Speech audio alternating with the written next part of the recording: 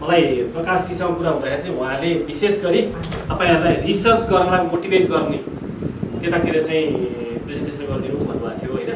अनि हाम्रो चाहिँ कार्यपद्धति चाहिँ कस्तो छ भन्दा अनुसन्धान उद्यमशीलता विकास गर्ने क्या हाम्रो कार्यपद्धति नै त्यही। अब यसमा डिटेलमा बुझौँ। जरो किलो महाअभियान हामी अहिले जुन बिल्डिङमा बसिरहेको छौँ त्यो जरो किलो महाअभियान अन्तर्गत विशिष्टीकृत संस्था युग निर्माण महिला समाज नेपाल भन्नेको यो सभाकक्ष हो। हामीसँग अहिले 10वटा संस्थाहरू छन्। यसको इतिहासको कुरा गर्दा युगद्रष्टा मेरो पनि गुरु हुनुहुन्छ युगद्रष्टा डाक्टर निर्मणी अधिकारीले र गुरुआमा उर्मिला खनाल अधिकारी उहाँ दुईजनाले सङ्कल्प लिनुभएको। यो सङ्कल्प लिँदा घटस्थापना 2072 सालको घटस्थापनामा अरू पूजा गरिरहेको छ। त्यो पूजाको साथमा आफूले के गर्नुभयो भन्दा नेपाललाई विश्वको केन्द्र बनाउन सम्भव छ र त्यो बनाएरै छोड्ने भन्ने सङ्कल्प लिनुभयो पूजाआजाकै क्रममा है। अनि यसको स्थापना चाहिँ 2072 साल ऋषि पञ्चमीको दिन भएको त्यही वर्ष। धेरै भएको छैन, यो जम्मा 3 वर्ष हुन लाग्यो। यो 3 वर्षमा हामीसँग अहिले 10वटा संस्थाहरू छन्। यो संस्थाले विभिन्न काम गर्छन्, यसमा डिटेलमा पछाडि जाउँला। अब यो जरो किलो भने के तपाईँ सुन्नुभएको थियो पहिला जरो किलो भन्ने रुट भन्ने सुन्नुहुन्थ्यो। रुट भनेको थाहा छ होइन, लोकस भनेको थाहा होला कहीँ लोकस भन्ने अब त्यो कम्पासले घुम्नुलाई लोकस भन्ने हुन्थ्यो हिसाब गर्दाखेरि होइन। यो जरो र किलोको अर्थ के भन्दा इङ्ग्लिसमा रुट भन्यो यसको उद्गम थलो कहाँ भन्ने हो क्या। यसको ओरिजिन कहाँ, यसको स्थानीयत्व, यसको सान्दर्भिकता अपनत्व कहाँ छ भनेर रुट खोज्दै जाँदाखेरि देखिने ठाउँ हो। भनेको किलो भनेको चाहिँ के हो भने कहाँ तपाईँ उभिनुहुन्छ भनेको। तपाईँ किलो तपाईँ कहाँ गाडी छ अथवा कहाँ स्ट्यान्ड गर्नुहुन्छ त्यसको अर्थ के लाग्छ भने स्वाधीनता छ कि छैन, स्वतन्त्रता हो कि होइन, प्रभुत्व कसको हो, सार्वभौम सत्ताको सवाल कोबाट निस्किन्छ, यो कुरा चाहिँ किलोले गर्छ क्या। तपाईँ गाईबस्तुलाई बाँध्नको लागि पनि याद गर्नुभयो होला, एउटा लौरो ठोकिन्छ त्यहाँ बाँधिन्छ। गाईबस्तु मजाले फनफन्ती घुम्छ, तर कहाँ घुम्छ भन्दा केलाई केन्द्र बनाएर घुम्छ, यसलाई केन्द्र बनाएर घुम्छ नि। वरपर घाँस त खान पाउँछ, त्यहाँबाट फुत्केर पनि जाँदैन थियो, फनफन्ती घुम्न नै पायो, तर कहाँ केन्द्र बनाएर घुम्यो त्यो किलोलाई केन्द्र बनाएर भने हामीले लिएको यो जरो किलो भन्ने प्याराडाइम चाहिँ के हो भन्दा हामी जेसुकै गरौँ, बिजनेस गरौँ, राजनीति गरौँ, अर्थतन्त्र, शिक्षा, जेसुकैको सवालको कुरा गर्दा जरो किलो कहाँ छ भनेर सोध्नु। त्यसको जरो किलो कहाँ छ? नेपालमै छ भने नेपालको लागि सान्दर्भिक हो, नेपाललाई चाहिन्छ, नेपालको लागि हो, त्यो नेपाल स्वतन्त्र बनाउनको लागि हो, अगाडि बढाउनको लागि हो भनिन्छ भने होइन। चाइनामा हो, इन्डियामा हो, त्यहाँबाट यता ल्याइएको अथवा अमेरिकामा युरोपमा हो भने सधैँ ढिलो चाँडो त्यसले चाहिँ हामीलाई दास बनाउँछ। उतैको हुन्छ नि सोचको आधारमा, दृष्टिकोणको आधारमा चल्न बाध्य बनाउँछ। त्यही भएर हाम्रो प्याराडाइमलाई नेपालीमा भन्दा प्रतिमान भन्छ। प्रतिमान चाहिँ के भन्दा जरो किलो त्यही हुनुपर्छ। यो फेरि नेपालको पर्सेप्सनबाट हेर्दा चाहिँ जरो किलो नेपालमा हुनु पऱ्यो। नाइजेरियामा गयो भने नाइजेरियाकै हुनु पऱ्यो, अमेरिकामा गयो अमेरिकाको हुनु पऱ्यो। अब अमेरिकामा गएर नेपालको जरो किलो लाँदै हुन्छ, त्यस्तै नेपालमा पनि युरोपको जरो किलो लाँदैन हुँदैन। भने नेपालकै आफ्नो जरो, नेपालकै आफ्नो किलो राखेर शिक्षा, स्वास्थ्य, अर्थतन्त्र, रोजगार अनेक क्षेत्रमा काम गर्न सकिन्छ भनेर खडा भएको यो महाअभियान। अब यो हाम्रो जरो त भनियो, हाम्रो किलोको पनि कुरा त गरियो। के त किलो भनेको के हो, जरो किलो भने यसको आधार कसरी कहाँबाट जाने त भन्दा यसमा कम्पेरिटिभली हेरौँ। पूर्वीय दर्शन भन्ने बित्तिकै यो नेपालको मौलिक धार्मिक सम्प्रदायहरूको कुरा गर्दाखेरि हिन्दू छ, बौद्ध छ, बोन छ, किराँत छ, जैन छ होइन। यिनीहरू चाहिँ जस्तै हिन्दू धर्मको कुरा गर्ने हो भने वेदको लेख यो वेदव्यासले तनहुँ जिल्लामा बसेर वेद लेखे। बौद्ध धर्मको कुरा गर्ने हो भने आउनुहोस्,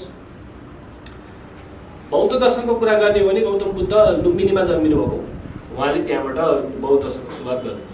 त्यस्तै किराँतको कुरा गर्ने हो भने प्रपन्नाचार्य, स्वामी प्रपन्नाचार्यको सुन्ने हो भनेदेखि उहाँले भन्नुहुन्छ 3000 वर्षदेखि चाहिँ पशुपतिमा विरूपाक्ष अर्थात् किराँती राजाको मूर्तिलाई पूजा गरिएको छ भन्ने भन्नुहुन्छ। 5000 वर्ष भन्दा अढी वर्ष त्यो।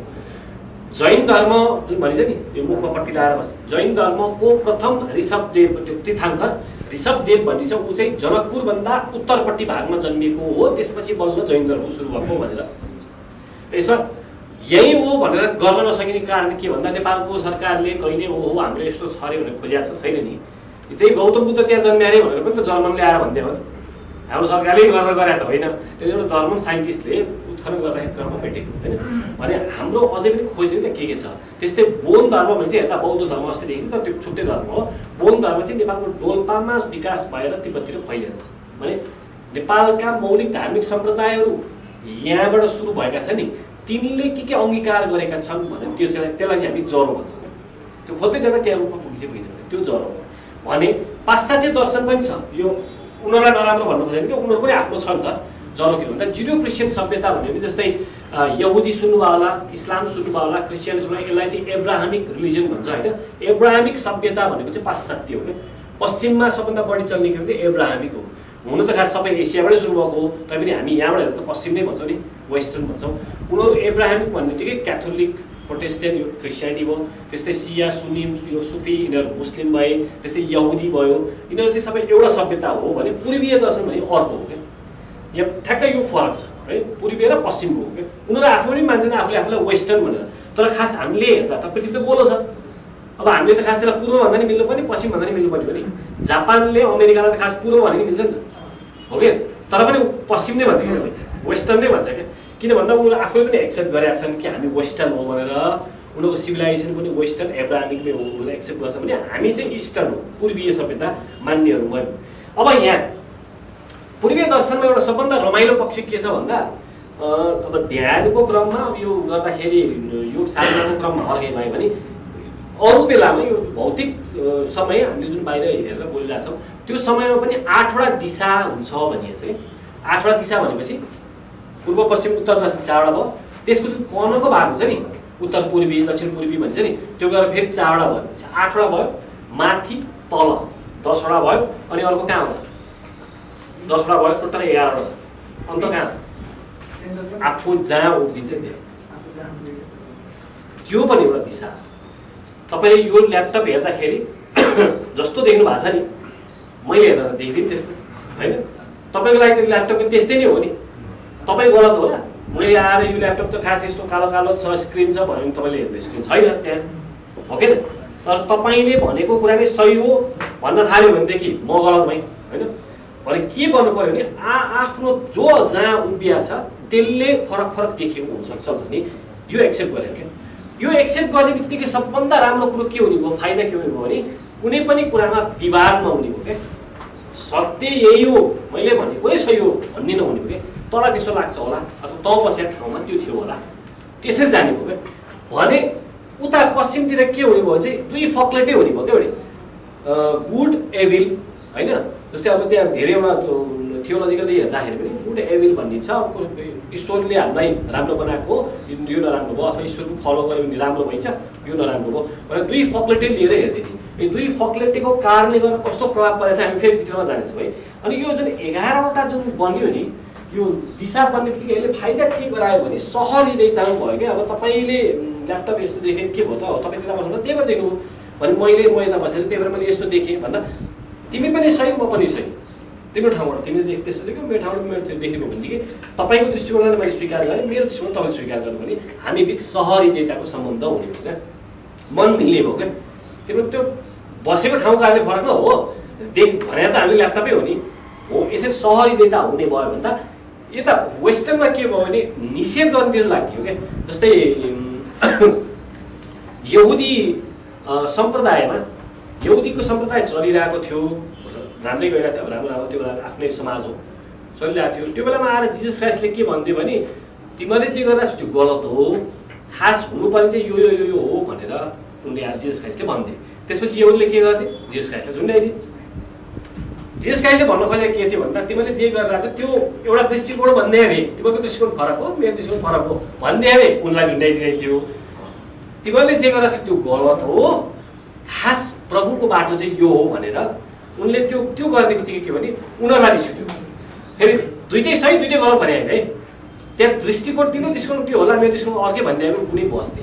तर यहुदीले उनलाई झुन्डाइदिए है। अब त्यो झुन्डाइदिए उनी अगाडि गए, उनका केही सम्प्रदायहरू फैलिँदै गए। फेरि त्यसपछि के हो क्याथोलिक र प्रोटेस्टेन्ट भनेर आए। तपाईँ यो थाहा चाहिँ छैन, युरोपमा फ्रान्समा 1572मा एक दिनमा 10,000 जना क्याथोलिकले प्रोटेस्टेन्टलाई मार्दै छ नि एक दिनमा। यो क्रिस्चियन नै हो नि, तर किन भयो भन्दा होइन बाटो पनि एउटै छ, पु पनि एउटै छ, प्रभुकामा जानु त पर्छ। तर चर्चमा गएपछि बल्ल पुगिन्छ भन्ने। अर्को चाहिँ चर्चमा किन जानु पऱ्यो, बाहिरै बसेर गरे पनि भइहाल्यो भन्दा लडेको क्या तिनीहरू।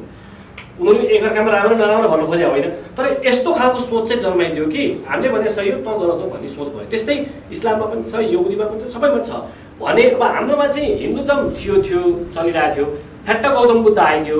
फेरि गौतम बुद्ध भने पनि फेरि बुझाउन थाल्यो गौतम बुद्धलाई विष्णुको अवतार नै भनेर मारिनु पर्ने हो नि त खास त।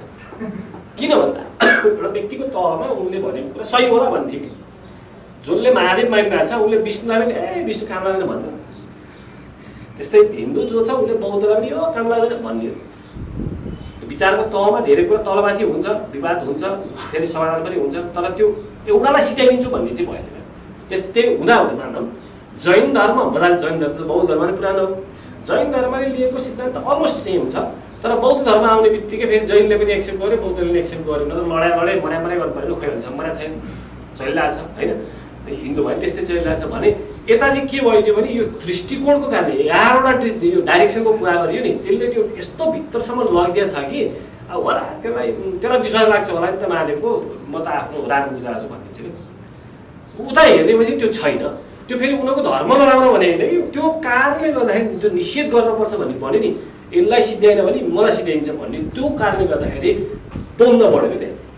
त्यसले के लग्यो भन्दा अब यहाँ सहरीतिरको भन्ने बित्तिकै सर्वे भवन्तु सुखिन भन्नेतिर आयो, सबैजना सुखी भयो भने त भन्ने यो कुरा आयो होइन, सबैजना सुखी हुनुपर्छ भन्ने यो सुन्नु भएको होला यो सेन्टेन्स त होइन, सर्वे भवन्तु सुखिन भने सबैजना सुखी भएको राम्रो भने यतापट्टि चाहिँ के भयो भने एउटाको विजय हुनुपर्छ भन्ने। जस्तै इस्लाममा जो मुस्लिम छ त्यो मुस्लिम ऊ ईश्वरसँग अल्लाहसँग जान्छ, जो मुस्लिम होइन त्यो काफिर हो यसरी भन्ने भयो। अनि उतापट्टि जस्तै जिजस क्राइस्टका फलोअर जो छन् उनले चाहिँ हामी चाहिँ स्वर्गमा जाँदैछौँ अनि यिनीहरू चाहिँ यो प्रभुले भनेको मान्दैन त्यो पनि नर्कमा जानेवाला छन् भन्ने भयो। अनि यहुदीको त्यस्तै हुने भयो भन्दा यता चाहिँ के हो भन्दा तिमीलाई जेसु गर तिमी आफूले आफूलाई चिन भन्नेतिर जाने भयो क्या, सर्वे भन्नु सुखिन भन्दैछ। यो त्यो राम्रो तिनीहरू नराम्रो हामी राम्रो भन्नु खोजे होइन क्या, दृष्टिकोणको कारणले गर्दा कति फरक पर्दो रहेछ भने अब हामी जरो किलोमा जाँदैछौँ है। अब यो ब्याकअप यो देखाउनुको कारण के थियो भन्दा हामीले 10वटा संस्था खडा गरेको छु मैले। जरो किलो प्रतिष्ठान नेपाल भन्ने तपाईँ देख्नुभयो होला, सहरी देवता समाज नेपाल भन्ने भक्तपुरमा छ, युग निर्माण महिला समाज नेपाल भन्ने छ यो महिलाको बिल्डिङ हो, प्रगतिवादी युवा समाज नेपाल भन्छ युवाहरूको लागि छ, अखिल नेपाली विद्यार्थी सङ्घ भन्छ विद्यार्थी यसको हरेको टिप्समा जाउँ है, नागरिक फाउन्डेसन छ, त्यस्तै सञ्चार मिडिया प्रणाली पनि छ प्राइभेट कम्पनी, सहरदेव उद्यमशील प्रणाली पनि छ अर्को प्राइभेट कम्पनी, मौलिक जरो किलो पार्टी पोलिटिकल पार्टी पनि छ, अर्को छ जरो किलो नेपाल भएको अन्तर्राष्ट्रिय शक्ति पनि 17वटा देशमा सङ्गठन पनि छ। यो यसको हरेको उद्देश्य के भन्दा जरो किलो प्रतिष्ठान नेपाल भनेको जस्तो नेपालका परम्परागत शिल्प छन्, कला छन्, संस्कृति छन्, तिनलाई फेरि अध्ययन गर्ने अनुसन्धान गर्ने त्यसलाई फेरि विकास गर्ने भनेको उद्यमशीलता गर्ने विकास गर्ने त्यो छ भने सहरी देवता समाज नेपाल भनिन्छ। अहिले तपाईँले याद गर्नु होला नाक लामो छ कि छोटो छ, बाहुन हो कि क्षेत्री हो कि गुरुङ हो कि राई हो कि लिम्बू हो कि अब एकअर्कालाई द्वन्द्व बढाइरहेको छ है।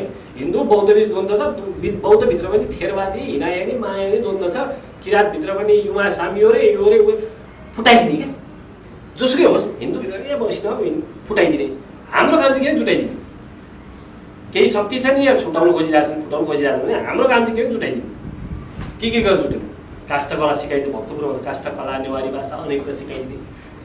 यता अर्कै काम गर्ने संस्कृतको भाषा सिकाउने, सबै भाषा सबै संस्कृतिको संरक्षण गर्ने हामी मान्छे भइदिउँ भने त सबैले अपनत्व सोध्छ नि त। मानव मैले संस्कृत पनि सिकाइदिरहेको छु नेवारी भाषा सिकाइदिरहेको छु भने उसले के सोध्छ हामीतिर के सोध्छ नि ओ यो त राम्रो रहेछ संस्था हाम्रो भाषा पनि संरक्षण गरिरहेको छ भन्ने हुन्छ।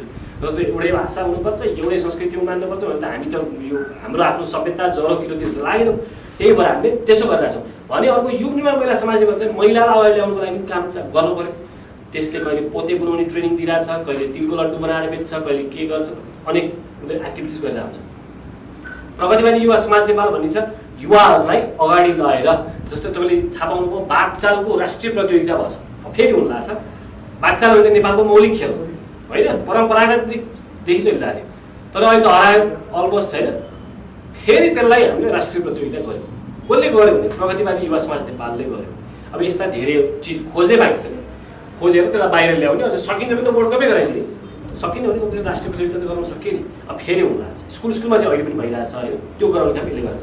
अर्को छ अखिल नेपाली विद्यार्थी सङ्घ भन्छ, विद्यार्थी सङ्घ भने त्यो ढुङ्गा हान्ने त तपाईँलाई थाहा नै होला हो क्या, राजनीति गर्ने ढुङ्गा हान्ने टायर बाल्ने स्कुल बन्द गर्ने तोडफोड गर्ने यो चाहिँ थाहा होला, तर सज्जन विद्यार्थी बनाउने विद्यार्थी सङ्गठन पनि चाहियो नि त। स्कुलमा त सब्जन चाहियो नि। अब व्यक्तित्व विकास भनेको छ नि, जहिले व्यक्तित्व विकास भने यहाँ हरेक हप्ता जस्तै कार्यक्रम भइरहेछ। यो अखिल नेपाली विद्यार्थी सङ्घले गर्छ, कहिले स्पिकिङ यो कम्पिटिसन गराउँछ, कहिले व्यक्तित्व विकासको अनेक तालिम गरिदिन्छ, यो काम गरिरहेछ भने एउटा सक्षम विद्यार्थी बनाउनलाई टायर बाल्ने ढुङ्गा हान्ने मात्रै होइन कि एउटा एकदम सभ्य भद्र पढन्दास होइन एक्स्ट्रा करिकुलर एक्टिभिटिजमा अगाडि बढ्न चाहने त्यस्ता विद्यार्थी पनि बनाउनु पऱ्यो। त्यसको लागि चाहिँ अखिल नेपाली विद्यार्थी सङ्घले गरिरहेछ। अब तपाईँलाई दङ्ग पार्नको लागि अखिल नेपाली विद्यार्थी सङ्घ किन राख्यो भनेर जरो किलोसँग के सम्बन्ध छ भनेर सोच्नु होला होइन। अखिल भन्ने शब्द चाहिँ विष्णु हो क्या। अखिल भनेको चाहिँ विष्णुलाई भनिन्छ क्या। अखिलको अर्थ चाहिँ सारा भनेको हो होइन। यसलाई चाहिँ विष्णुलाई चाहिँ इन्डिकेट गर्नको लागि चाहिँ अखिल शब्द प्रयोग गरिन्छ भने अखिल अनेरा सोभियु क्रान्तिकारी यो अन्य छन् दलहरू उनीहरूले विष्णुलाई मान्दैनन् तैपनि अखिल शब्द चाहिँ लिएर हिँडिरहेछन् भने हामी वास्तवमा विष्णुलाई मान्छौँ अनि किन नलिन्छ भनेर हामीले अखिल भनेर अगाडि राख्या। अनि यो नेपाली विद्यार्थी सङ्घ छ नि पछाडि, यो त फेरि नेपाल विद्यार्थी सङ्घ छ नि त काङ्ग्रेसको। फेरि किन यो नेपाल विद्यार्थी सङ्घ? सङ्घे शक्ति कलौ युगे भन्छ। सङ्घ भनेको चाहिँ शक्ति हो, यो बौद्ध धर्म भन्छ। सङ्घ भनेको चाहिँ शक्ति हो कि अब अहिलेको जमानामा कलियुगमा चाहिँ सङ्घ भनेको शक्ति हो भने हाम्रा जुन परम्परागत धार्मिक सम्प्रदायले एक्सेप्ट गरेका कुराहरू चाहिँ मान्दैन मान्नेहरू लिएर गइदिया भएर हामी चाहिँ ल होइन हामी फिर्ता लिनुपर्छ भनेर अखिल नेपाली विद्यार्थी सङ्घ भनेर राखियो है। अनि अर्को सञ्चारी मिडिया प्रणाली छ, जस्तै हामीले यसमा के भन्छ बिहेको भिडियो खिच्छौँ, व्रतबन्धको खिच्छौँ, मन्दिरहरूको बारेमा डकुमेन्ट्री बनाउँछौँ, अनेक कामहरू गरिरहेछौँ। त्यस्तै सहरी उद्यमशीलता प्रणाली भन्ने छ। यसले चाहिँ घाँस बाँस कपास तिनैवटा क्षेत्रमा नेपाललाई इन्डिपेन्डेन्ट बनाउनुपर्छ भनेर अनेक चिज गरिरहेको छ। त्यसमध्येको एउटा काम यो पनि हो है, फेरि फिनाइलमा नआउने फेरि फिनाइल खान त मिल्दैन होइन त्यो पनि एउटा हो। जस्तै इम्पोर्ट गर्नुभन्दा हामी आफै केही गरौँ भनेर थालेको त्यो हो। जस्तै अब मैले लगाएको जनै पनि यसैको उत्पादन हो, यो टी सर्ट पनि यसैको उत्पादन हो भने यसले विभिन्न काम गरिरहेछ आफैलाई नै तयार हुन इन्डिपेन्डेन्ट हुनुको लागि क्या। त्यस्तै अब मौलिक जरोकिलो पार्टी भन्छ, पोलिटिकल पार्टी, यसको बारेमा फेरि पछाडि जाउँला। अनि अर्को जरोकिलो नेपाल भएको अन्तर्राष्ट्रिय शक्ति भनिन्छ। नेपाली त अहिले आलु नफाल्ने देश र नेपाली नगएको देश त छैन होला हो कि न, संसारभरि फैलिएका छन्। तिनको देश पनि त नेपाल हो नि, भलै अहिले गएर पासपोर्ट लियो होला अमेरिकाको बेलायतको होइन, नेपाली ओरिजिनको हो भनेपछि उसलाई कुनै न कुनै तरिकाले जोड्नु पऱ्यो नि त। जोड्ने तरिका के भन्दा उसको जरो उसको किलो नेपालमा छ भनेर उसलाई पनि जोडिदिएको क्या। भने 17वटा देशमा अहिले उनीहरू जोडिएका छन् नेपाली मूलकाहरू क्या। पछि गएर त हामी विदेशीलाई पनि के भन्छ सिस्टम नै जब जरो किलोमा आधारित प्याराडाइम नै वर्ल्ड वाइड लागु हुन्छ त्यसपछि त उसले के भनेको भने ऊ विदेशी नागरिकै भयो भने उसले नेपालमा छ यो जरो किलो, अहिले जुन सिस्टमको जरो किलो छ त्यो चाहिँ नेपालमा छ उसले एक्सेप्ट गर्ने भयो क्या। त्यसैको लागि हामी अन्तर्राष्ट्रिय पनि बनाएका छौँ है। अब जब यो जरो किलो किन ल्याउनु पर्यो भन्दा नेपालको अहिले 3टा मुख्य समस्याहरूमा छौँ। तपाईँलाई के लाग्छ अब यो फेरि खुल्ला छ है, यो पनि समस्या हो भन्ने जस्तो लाग्छ भनेदेखि आउँछ है कुरा गरौँला। जस्तै अर्थतन्त्र, राजनीति, शिक्षा तन्त्र, यो 3टा मेजर समस्या नेपालमा अहिले लाग्छ कि लाग्दैन तपाईँलाई? केही छ यसमा थप्नु पर्ने कुरा? यो बाहेक यो पनि हो भन्ने त्यो ब्रोड होस् कि यो 3टा मुख्य अर्थतन्त्र, राजनीति, शिक्षा तन्त्र र यसैमा काम गर्न हामीले खडा भएको के। शिक्षा तन्त्रको कुरा गरौँ है। अहिले हामीले जे पढेका छौँ, अघि तपाईँहरू ब्याचलर्स भन्नुभयो, कसैले के पढ्नु भएको छ, मैले पनि त्यही पढेँ होइन। त्यो चाहिँ हामीले लर्ड मेकालेले 1835मा इन्डियालाई दास बनाउनको लागि एउटा शिक्षा पद्धति लाने। इन्डियामा बेलायतीहरू आएर जुन कोलोनाइज गरे नि, खानै नपाएको एकदम तन्नम समाज त थिएन नि इन्डिया त्यो बेलामा। अब अहिले पनि इन्डिया भनेर छिन्यो, त्यो बेला त पहिला त टुक्रा टुक्रा राज्य थियो नि होइन, भद्रात के नेपाल अनि यो बङ्ग, बाली, सिन्धु, सरस्वती के थियो सानो राज्यहरू। अङ्ग्रेजले छोड्दाखेरि 667वटा साना साना राज्य रहेछ इन्डियामा। अहिलेको इन्डियामा भनेपछि पहिला त इन्डिया भने कहिले पनि थिएन, 47 भन्दा अगाडि त थिएन। तर त्यो समाजमा लर्ड मेकाले अथवा यो बेलायतीहरू किन रुल गर्न आए भन्दा अहिले पछि रिसर्च गर्दै थाहा के भने इन्डिया चाहिँ पहिलाको 1/3 इकोनोमी रहेछ, वर्ल्डको 1/3 इकोनोमी रहेछ। त्यति ठुलो क्या, विशाल अर्थतन्त्र बोकेको त्यो समाज रहेछ त्यो बेला। अनि पहिल्यैदेखि नै व्यापार गर्ने यताउता त्यो ट्रेड चल्दो रहेछ भने अब त्यत्रो इकोनोमी बोकेकोलाई कोलोनाइज गर्न कोलोनाइज गर्न पायो भने हामी धनी हुन्थ्यौँ भनेर बेलायतीहरू, पोर्चुगिजहरू, फ्रेन्चहरूको आँखा लाएर उनीहरू आएका रहेछन्। अनि अब रिसर्च भयो, आज त यिनीहरूलाई कोलोनाइज त गरियो, केही समयपछि यिनीहरू स्वतन्त्रता माग्लान्, छोडेर जानु परिहाल्छ, अनि त फेरि सकियो भनेर लर्ड मेकाले भन्नेलाई चाहिँ इन्डियामा ल कसरी चाहिँ यिनीहरूलाई लङ टर्म दास बनाउन सकिन्छ त भनेर पठाएर उसले रिपोर्ट के दियो भन्दा एउटा इन्ट्रेस्टिङ कुराहरू पनि छ। संसदमा गएर बेलायतको संसदमा गएर भन्दाखेरि त्यसले के भन्छ भन्दा अब एक्जाजरेट गरेर बोलाइ नै हुनसक्छ होइन। मैले इन्डियामा घुमेँ तर इन्डियामा मैले एउटा पनि नपढेको मान्छे भेटिनँ भन्छ। त्यो बेलामा एउटा पनि नपढेको मान्छे भेट्नु, सबै मान्छे हरेक चिजमा एकदम पोख्दो रहेछ। खास उसले चाहिँ भेट्यो होला, कुनै खालको मान्छेहरू भेट्यो होला, तर उसले चाहिँ length and breadth I travelled but there was no one who couldn't speak about the religion, culture, economy भनेर यसरी उसले दिन्छ क्या। त्यो सही होला गलत होला थाहा भएन, तर उसले दिएको चाहिँ के कुरा हो भने शिक्षा त्यो बेलामा एक्जिस्ट गर्थ्यो है, सबै कुरामा पोख्दो थियो मान्छे।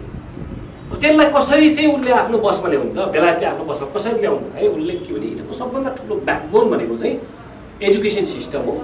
त्यो सिस्टमलाई चाहिँ रिप्लेस गरेर हाम्रो सिस्टम लादियो भने त्यसले इङ्ग्लिसमा त्यो सेन्टेन्स सहितै छ कि यिनीहरू काला चाहिँ कालै रहन्छन् तर यो सोच पद्धति जीवन व्यवहार अन्य कुरामा चाहिँ यिनीहरू गोरा बेलायती हुन्छन् भनेर उसले रिपोर्ट दिन्छ। अनि त्यसपछि लर्ड मेकालेको एजुकेसन सिस्टम इन्डियामा लादिन्छ। त्यहाँ भएको एजुकेसन सिस्टम जुन थियो नि त्यसलाई भनिन्छ गुरुकुलीय शिक्षा भनिन्छ। त्यो शिक्षालाई हटाएर लर्ड मेकालेले कन्भेन्ट आधारित कन्भेन्ट मोडलमा आधारित एजुकेसन लादेपछि इन्डिया धराशायी हुँदै हुँदै हुँदै हुँदै गयो।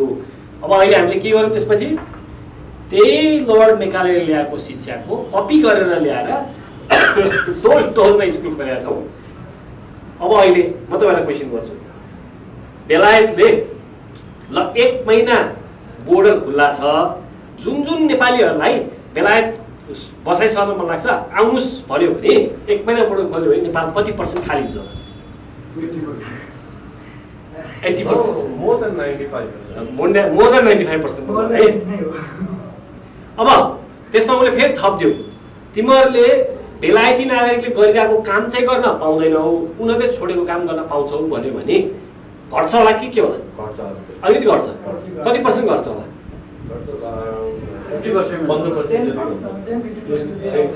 भनेपछि अराउन्ड 70-80% त अझै पनि जान्ने। कस्तो शिक्षा लाँदैछ कि तिमीहरूले उनीहरूले गरिरहेको काम हामी गर्न पाउँदैन, उनीहरूले छोडेको काम गर्नलाई हामी लालाच भएर उनीहरूको देश जान बाध्य हुन्छौँ, यो देश छोड्न तयार हुन्छ। यो शिक्षाको कारण कुनै पनि बेला देश छोड्न पायो भने सफलता भनेर लाग्थ्यो हामीलाई। यो किन भयो भन्दा लर्ड मेकालेले शिक्षा नै त्यस्तो बनाइदिया, सफल भइगयो। दास बनाउन शिक्षा लादेको हो, जे पढ्यौ दास भएर निक्ल्यौँ क्या। अब त अहिले इज्जत हुन्छ बेलायत गयो भने त हुन्छ मेरो गाउँमा इज्जत। त्यो बेला त्यस्तो ठाउँमा उनीहरू जो जसरी बसे पनि जेसुकै काम गरे पनि भित्र कहिले पनि सेल्फी खिचेर हाल्दैन नि फेसबुकमा काम के गरिरहेको छु भनेर। ग्रिली गरिरहेको, बियर खाइरहेको, कार चलाएर कहाँ हिँडिरहेको त सेल्फी हालिन्छ, तर कहिले हाल्छौँ त काम गरिरहेको छु मैले, यो आज म यहाँ काम गरेर अहिलेसम्म हाल्ने तिमीलाई चाहिँ कतिजना हालेको छ? किन हाल्दैन भन्दा हामी दास, उनीहरूले त्यो शिक्षा बनाइदिए, हामी त्यही पढ्यौँ र त्यहाँ गएर दास्ता देखाउनुको लागि हामी तयार भयौँ। त्यो दास्ता त अब नेपालीलाई देखाउनु पर्छ भएन नि, गोरालाई त मतलब भएन, गोरालाई त हामी दासै भयो, तर नेपाललाई देखाउनु भएन। यो दास बनाउनको लागि जुन शिक्षा लादियो त्यो नै शिक्षा हामीले अहिले कन्टिन्यू पढिरहेछौँ। अब अहिले हेर्नु भयो तपाईँ 9th क्लासमा गएर सोध्नुभयो भने +2 पछि के गर्ने भन्दा कुन देश जाने भन्ने कुरो गर्छौँ भने अस्ट्रेलिया हो कि अमेरिका हो कि क्यानाडा हो कि कहाँ जाने होइन त्यो कुरा गर्छौँ भने नेपालको माटोसँग, नेपालको सभ्यता, संस्कृति, इतिहाससँग उसलाई कुनै मतलब छैन। मतलब एउटै कुरामा छ, यो देशमा चाँडोभन्दा चाँडो सर्टिफिकेट हात पारौँ, नो अब्जेक्सन लेटर दियो, उडिहाल्यो। माटोसँग सम्बन्ध टुट्यो कि टुटेन? पढेपछि हलो जोत्छ नेपालमा? मलाई चाहिँ भने हो, तपाईँहरूलाई भनेको भएन, मलाई चाहिँ मिसले भने हो पढ है पढ, पढ्ने नै हलो जोत्नुपर्छ भनेर। पढेपछि हलो जोत्नै नहुने कस्तो शिक्षा हो? नेपालले अहिले 1,60,58 करोडको खाद्यान्न आयात गरेर छ 2018 मा, 1 वर्ष अगाडि 1,60,58 करोड। मान्छेले काम पाएको छैनन्, कृषि प्रधान देश रे, खाद्यान्न आयात गरेर छ इन्डियाबाट, चाइनाबाट, ब्राजिलबाट, कहाँबाट आयात गरेर छ। मानव इन्डियाले जसरी पेट्रोल बन्द गरिदियो, नाकाबन्दी लगाइदियो, पेट्रोल मात्रै रोक्यो भने त्यसले खाद्यान्न रोकिदियो भने के हुन्छ? कति नेपाली भोकभोकै मर्ने त्यसमा एउटा देखियो नि। कुनै पनि बेला मर्न सक्छ, भोकमारी लगाएर मर्न सक्छ। हजुर गाउँ बाजा छ, काठमाडौँ हेटौँडा जुन सडक छ साथीले भने म त पहिला ट्राभल गरेको थिएँ त्यहाँबाट त्यो हेटौँडाबाट काठमाडौँसम्म बाइकमा आउँदै थियौँ हामी त्यहाँ आउँदा साथीले के भन्थ्यो भने ऊ त्यो बाटोको वरपर पहिला तोरी नै तोरी हुन्थ्यो अरे के सबै पहेँलो देख्थ्यो अरे अहिले कहीँ छैन पहेँलो होइन खैरो खैरो छ त्यो माटो छैन खेती कहाँ छ त्यो खेतीपाती गर्न मान्छे पर्दैन विदेश गइहाल्छ नि प्रणाली छैन नि त त्यसमा आउँछ यसमै आउँछ अब यस्तो अवस्थामा हामीलाई ल्यायो कसले भन्दा शिक्षा कोही व्यक्ति शिक्षित हो भने त उसले त यति बुझ्नुपर्छ नि यदि म बाँच्नु छ भने मेरो देशमै अथवा मिल्छ भने त मेरो जिल्लामै मेरो ठाउँमै सबै कुराको व्यवस्था हुनुपर्छ होइन कथम कथा चाहिँ भुइँचालोले गर्दा घरै लगाइदियो भने पनि त्यो ठाउँबाट अर्को ठाउँबाट विच्छिन्न भइदियो भने पनि त्यो ठाउँमा उत्पादन भएन त ऊ त मर्ने भयो नि त हो कि उसले के चाहिँ शिक्षित भएपछि के चाहिँ सोध्नुपर्छ मेरो ठाउँमा सबै चिजको एभाइलेबल हुनुपर्छ भनेर त्योतिर एक्सनमा जानुपर्ने थियो मेरो देशमा के सभ्यता संस्कृति के विकास भयो त्यो बेलामा कुन बेलामा चाहिँ सबभन्दा राम्रो थियो नेपाल स्वर्णयुग भनेको कहिले भन्दा लिच्छवीकालमा थियो लिच्छवीकालमा के थियो त्यस्तो अर्थतन्त्र के थियो शिक्षा तन्त्र के थियो त्यसलाई खोज्ने रिसर्च गर्ने त्यसलाई फेरि ल्याउने साइन्टिफिक तरिकाले एप्लाई गर्ने त्योतिर जानुपर्नेमा हामी भइदिउँ किन ठ्याक्क घोक्ने घोक्ने घोक्ने अब अहिले तपाईँ हेर्नु हो भने त अधिकांश कोर्स कन्टेन्ट अपडेटेड पनि छैन ऊ जमानाको कोर्स कन्टेन्ट नै छ त्यही घोक्ने घोक्ने उडिहाल्ने हो यो समाज यो सभ्यता यो माटोतिर कुनै पनि सम्बन्ध नराख्नको लागि यो शिक्षा बनाइएको हामीले कन्टिन्यू पढेको छ भने अब हामीले के गर्दैछौँ त भन्दा यो जरो किरो प्रतिष्ठा नेपालले चाहिँ के गर्छ भने गुरुकुली शिक्षालाई फेरि आधुनिक तरिकाले ल्याउनको लागि काम गरिरहेछ जबसम्म नेपालको शिक्षामा गुरुकुलीय यो शिक्षा प्रणाली आउँदैन तबसम्म नेपाल जहिले पनि यस्तै यो रहिरहन्छ यस्तो भने अब तपाईँ इक्जाम्पल हेर्नु भने पहिला तक्षशिला भन्ने सुन्नुभएको छ पाकिस्तानमा छ अहिले विक्रमशिला नालन्दा यी ठुला ठुला विश्वविद्यालय हो यो तक्षशिलामा नै नेपालको राडीपाकी आयुर्वेदिक उत्पादनको लागि एकदमै माहिर छ भनेर लेखेको आजभन्दा 2600 वर्ष अगाडि तक्षशिलामै बस त्यो के भन्छ पढाउने कौटिल्य चाहिँ नाम थाहा होला कौटिल्य हो कौटिल्यले अर्थशास्त्रमा लेखेको छ उसले त्यही तक्षशिलामा बसेर लेखेको 2300 वर्ष अगाडिको अर्थशास्त्रमा नेपालको राडीपाखी आयुर्वेदिक उत्पादनको लागि एकदमै माहिर छ भनेर उसले त्यो अर्थशास्त्रमा लेखेको छ 2300 वर्ष अगाडि नेपालको रहेछ त्यो है अब यो विक्रमशिला भन्ने यो पनि इन्डियामै छ पर्छ अहिले अब अहिले पनि इन्डियामा भयो त पहिला त इन्डिया थिएन यो नालन्दा विश्वविद्यालय यो नालन्दा विश्वविद्यालयको सबभन्दा रोचक कुरा के भने यसमा रत्नरञ्जन रत्नदरी र रत्नसागर भन्ने लाइब्रेरीहरू थिए तिनीहरू हरेक लाइब्रेरी 9 तल्लाका थिए 9 तल्लाका थिए लाइब्रेरी त्यो 9 तल्लामा इन्ट्रेस्टिङ हुनु त कति कुरा छन् हैन रत्नदरी रत्नसागर र रत्नरञ्जन भन्ने यो जलाइदिएपछि बख्तियार खिल्जी पनि टर्कीको आक्रमणले गरेर जुन जलाइदियो नि केसम्म भन्छ जलाएको 3 महिनासम्म पनि आगोको चाहिँ बलिरहेको थियो अनि अब त्यो गुरुकुलमा चाहिँ शिक्षा रोक्नु हुँदैन भनेर एउटा त्यहीको शिक्षकले कन्टिन्यू बाहिर घाममा बसेर पनि पढाएको रे भन्ने छ है त्यो चाहिँ कसले लेखेको छ भने चिनिया यात्री त्यो वाङसेन भन्नेले लेखेको छ ऊ जाँदाखेरि त्यहाँ जलाएको ठाउँमा मान्छे बसेर पढाइरहेको थियो कि त्यति विशाल म्याक्सिमम त्यहाँ स्टुडेन्ट हुँदाखेरिको समयमा चाहिँ 10,000 जना विद्यार्थी थिए 10,000 जना पढ्न पाउँथे त्यो नालन्दा विश्वविद्यालयमा बौद्ध धर्म हिन्दू धर्मलाई एकदम त्यो हुन्छ ठुलो ठाउँ क्या अब त्यहाँ नपढाउने कुरा अहिले हामीले फेला पार्न गाह्रो छ अब भर्खर सुरु भएको कुरा त छुट्टै कुरो भयो अपरेसन कसरी गर्ने भनेरसम्म त्यहाँ पढाइन्थ्यो सुश्रुत संहिता भन्छ अपरेसन कसरी गर्ने आयुर्वेदले जे गर्छ आयुर्वेदले गर्न सके त अपरेसन गर्नु पऱ्यो नि अपरेसन गर्न समेत सिकाइन्थ्यो त्यहाँ आयुर्वेद अब यो सुश्रुत संहितादेखि लिएर अर्थतन्त्र राजनीति बाण हान्ने कसरी युद्धकला वार यो सबै चिज के